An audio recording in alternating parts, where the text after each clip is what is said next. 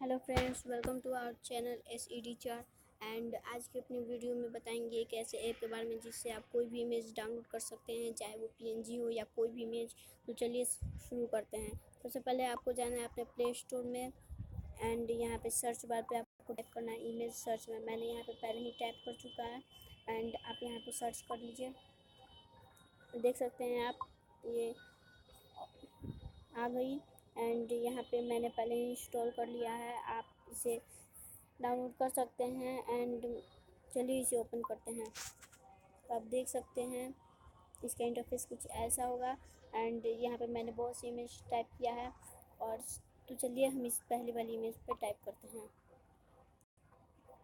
तो आप देख सकते हैं बहुत सी इमेजेस आ गई। तो देख सकते हैं आप बहुत सी इमेज हैं, तो हम इसको डाउनलोड कर लेंगे एंड वो सिंपली वो गैलरी में चल जाएंगी। आज के लिए इतना ही, मिलते हैं अगली वीडियो में। तब तक के लिए धन्यवाद।